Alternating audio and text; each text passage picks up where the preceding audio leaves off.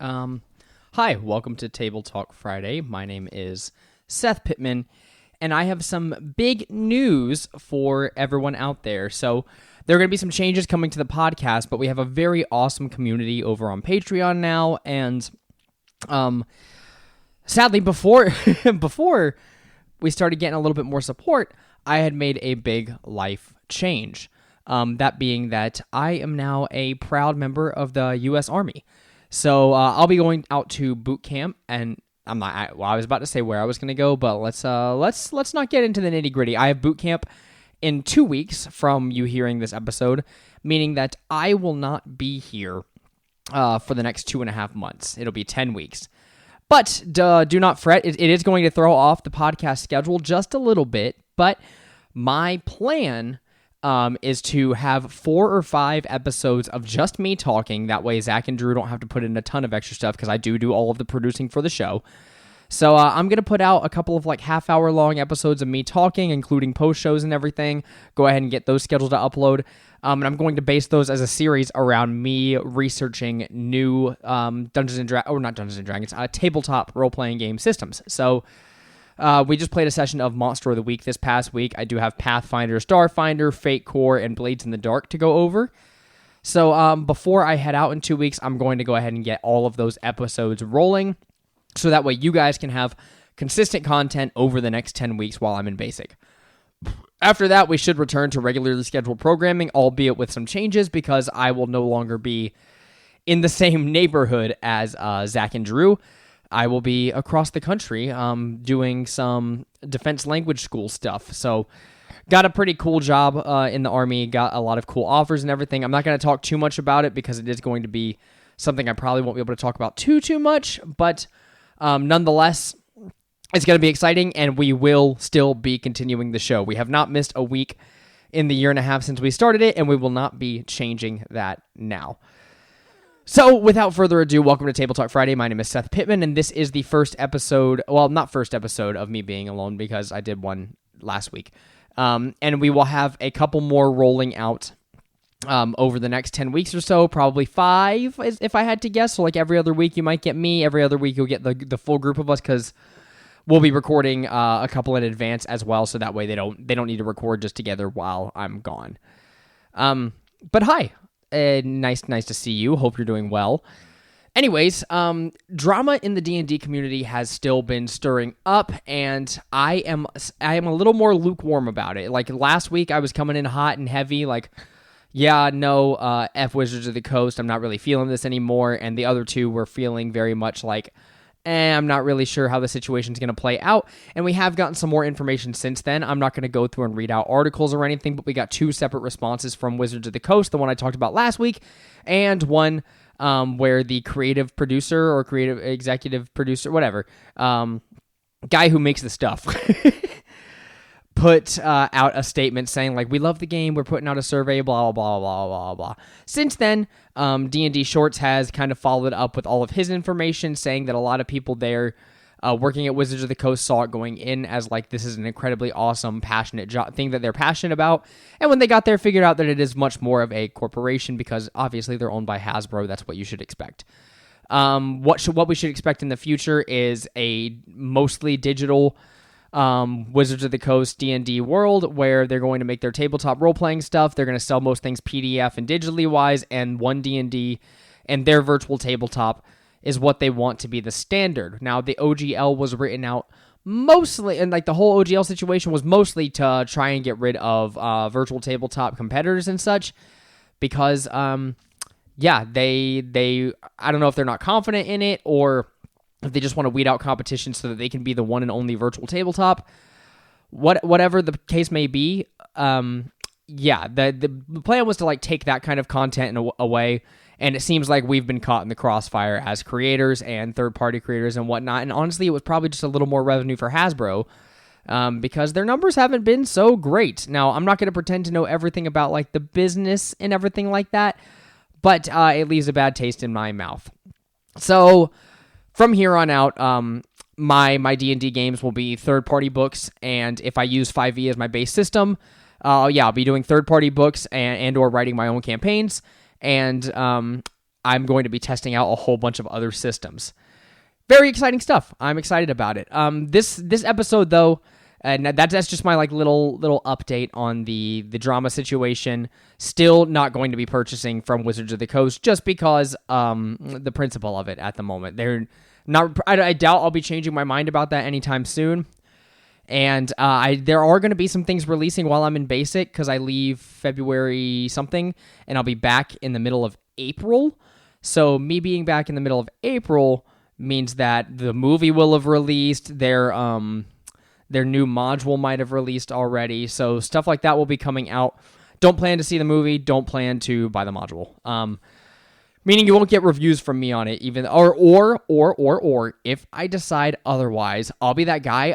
I've been seeing influencers, Moist Critical put it up the other day, where he's like, here, I'm gonna watch all the bad stuff so you don't have to. So maybe I'll read the bad stuff so you don't have to, and then tell you all about it. So that's something I'm considering as well, being like, okay, well maybe if I go through it and I put it out there, whether it's a physical book or a PDF or whatever, I can go through it and be like, hey, here's why or why not, or why you should or should not buy this book. Because as we've talked about in the past, yeah, a lot of the stuff lately has not been as high of quality. So I've been doing tons of research on different game systems. And like I said, I have 5 sitting right next to me. Monster of the Week, the Pathfinder core rulebook, the Starfinder core rulebook, the Fate core system, and Blades in the Dark. These are the ones I plan to read through and test. Now with me going to Basic, I'm not going to get a lot of time to read while I'm there, but I have learned how to play Monster of the Week, and let me tell you guys, it is a fun-ass game. Oh my gosh, I love it.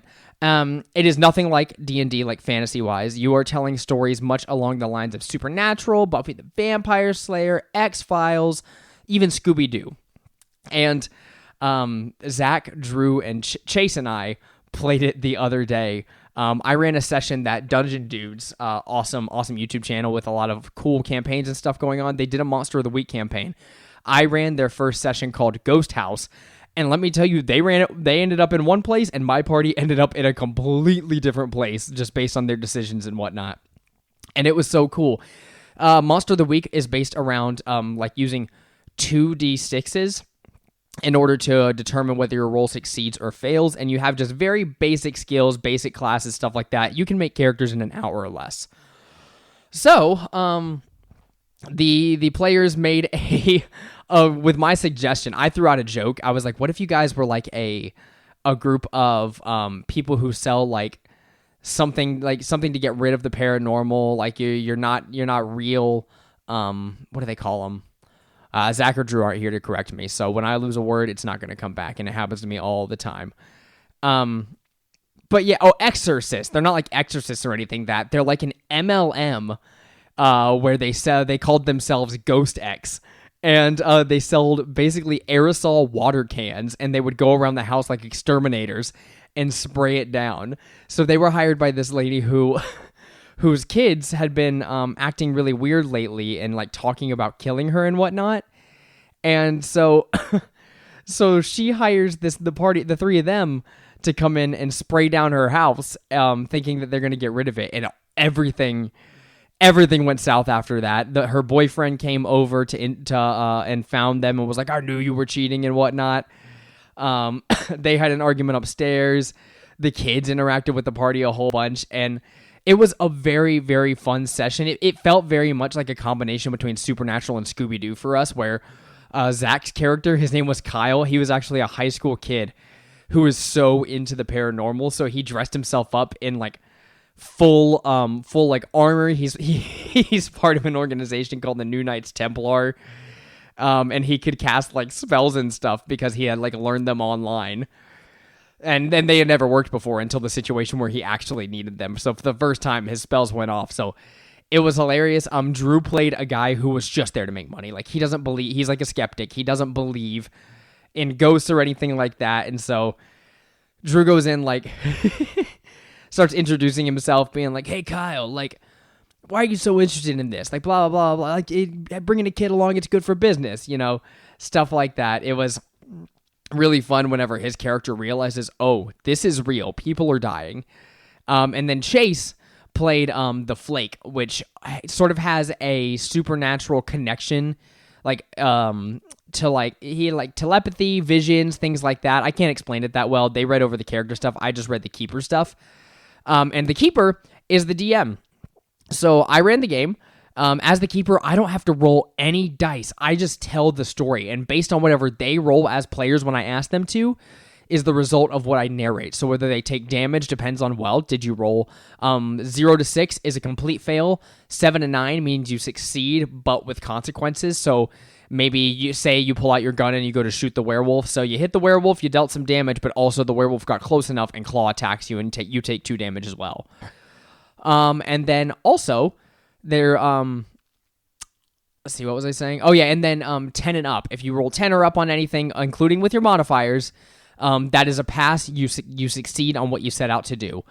And let me tell you, gang, these fuckers crushed it. Like, they rolled 10 and up over half of the time. Like, there were some fails, but there were barely any 7 and 9s. And when sometimes I'll practice rolling if I'm learning a new system. I'll be like, oh yeah, let me just see what like the average is on what you're going to roll, so I know what to expect when the game comes along. Because I expected them to take a significant amount of damage. I expected the fights to be tough.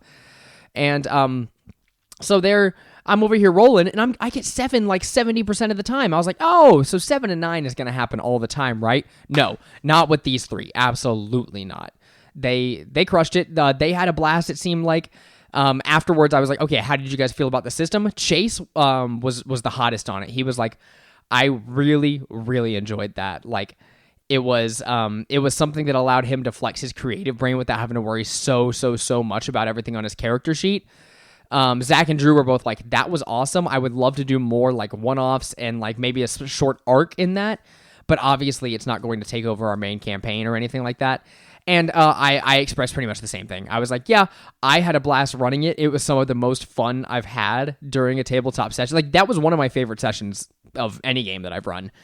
And so I was like, but at the same time, I do miss the grid combat. Like, the tactical Fire Emblem-like move over here, attack combat. Like, I like that. I'm a big fan of strategy combat, and I did miss that a lot when we were doing Theater of the Mind. So my plan for the future, as far as like games I'm going to be running, yeah, it was an awesome test, and I have 3 more sessions in the arc I want to do for them. I don't think we'll finish those before I head out to Basic, but it was super duper interesting. I loved the heck out of it. My plan for the future is I'm going to learn Roll20. I looked at a lot of different tabletop games, or like virtual tabletops. I was interested in Foundry, Tailspire, things like that, but Roll20 is the one that I ended up deciding on only because it has so many games on it, and even if it doesn't have a game, I can make something a lot faster than I can in a 3D environment where I have to sit in there and like program and design it. Still interested in a couple of other ones.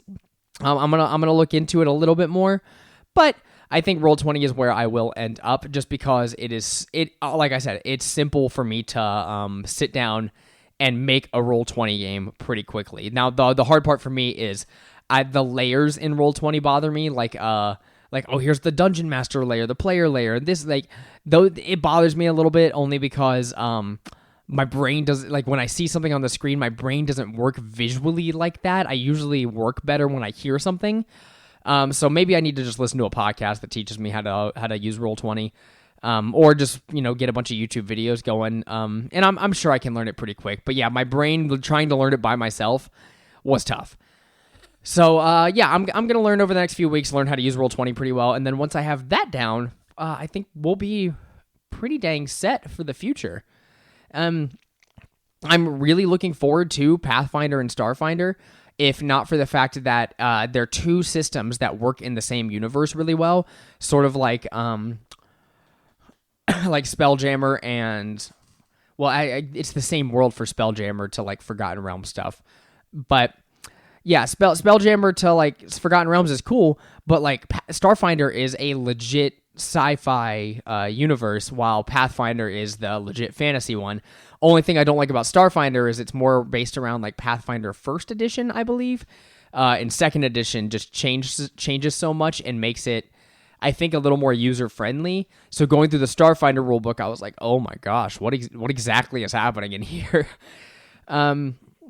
But yeah, I'm definitely going to be checking out Pathfinder because I really like the customization options as opposed to like, okay, here's this, here's your subclass, here's this, here's that, here's this. There's a lot more complexity and a lot more like choice when it comes down to like, oh, you go into your class and you pick a ton of feats to make your character.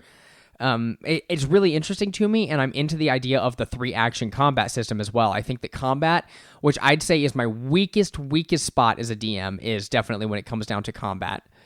So, I think going into it with like the 3 actions, all the options that you get, like there's just a whole lot of fun to be had in a system like that. So, gonna check out Pathfinder, and if I end up liking it more than 5e, then I'll end up using it. And maybe doing that. The bad thing is I have so many like third-party books and stuff for 5e at this point. Like I bought all the Tome of Beasts, all the Tome of Heroes stuff, the Creature Codex, the Court of the Shadow Fae, the Midgard setting books.